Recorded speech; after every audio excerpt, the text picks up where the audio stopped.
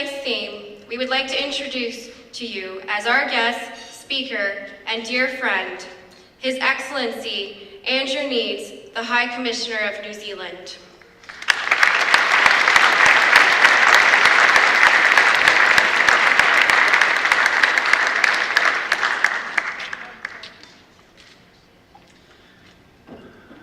It was worth offering to do this just to get that. I can't top that, so I'm not going to try. First of all, I'd just like to say a big thank you to John Baird, who's come as my special guest tonight. John, I really appreciate it.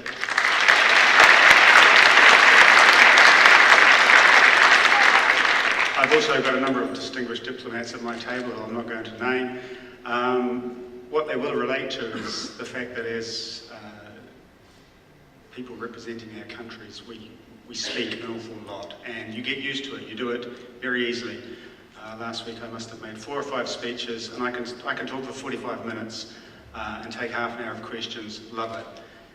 Tonight is different. I was very nervous. I still am, because this is an issue that's very, very close to my heart. So I hope you'll bear with me. And normally I go extemporaneously, but I've got notes in front of me because I don't want to lose my cool. So please bear with me. It really is an honour to be speaking tonight. I've got 2 passions in my life. One is my country and one is my family. And thankfully the one where I represent my country allows me to underwrite my family, so they come together reasonably well.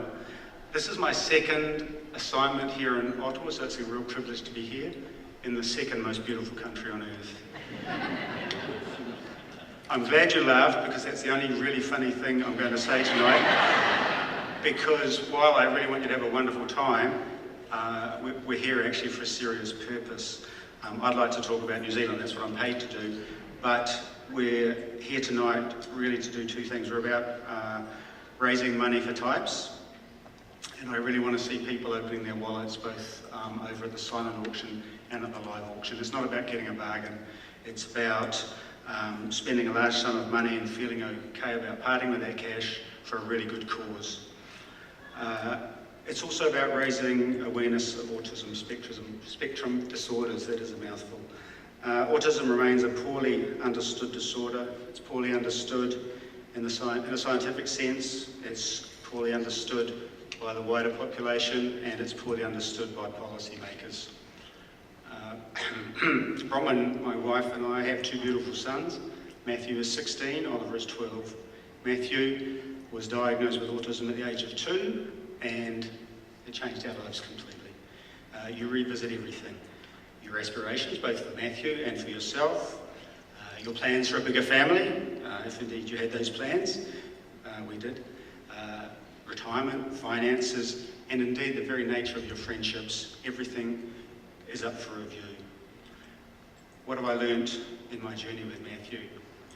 Well, apart from the fact that I love him more every day, I've learned that ignorance is the main driver of people's prejudice. And if you tackle the ignorance, the prejudice really deals with itself.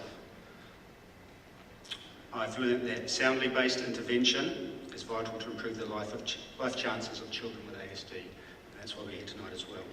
The most important thing that I've learned, however, is something that's even more intrinsic to us as human beings.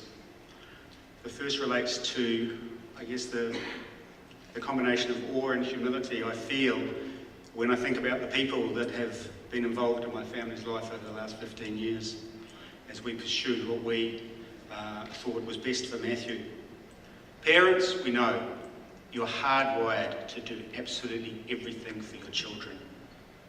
No one else is. So explain to me why so many people across 3 countries, because we've also had the privilege of living in Australia, have both taken my son on as a work in progress and into their hearts. I think the answer to that question comes in my second point, and that's to say that when you tackle the challenge or challenges of ASD, of course you have to focus on the disorder, but I also believe that there are innate aspects to a person's makeup which makes them the individual they are. Compassion for the challenges people like Matthew face, combined with respect and affection for that innateness within him as an individual is what shines through with the people who have chosen to be part of my son's life.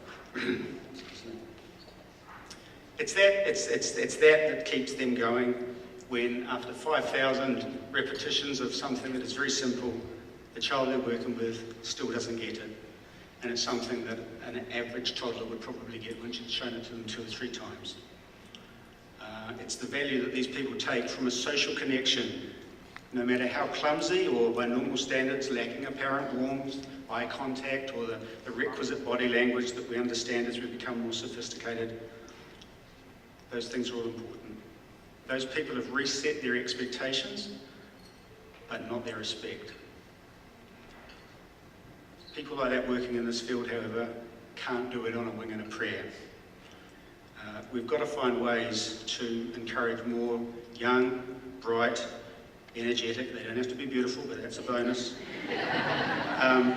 to be the champions and teachers of our children. People like Jennifer and Deborah Wyatt, who have long careers ahead of them, and they need to stay in this field. TIPES is a registered charity set up by the Wyatt sisters, Jennifer and Deborah. They're full-time employees of TIPES. They're not going to make a lot of money, they're not going to get rich doing this job, but they're already deriving huge wealth from the hope and practical advances their school delivers. Even wealthy countries and governments like New Zealand and Canada and Australia can't fully underwrite the cost of providing the sorts of services that TIPES provides to its clients. I know that Jennifer and Deborah would like to provide TIPES service free. It's just not going to happen. It's not possible. This fundraiser, as Jennifer and Deborah have said, is about generating enough cash to at least lower the hourly rate that parents scrape around for, or borrow or extend their mortgage in order to give their kids a better shot at greater independence and dignity into the future. This is a cause and an organisation worthy of your support. Thank you very much.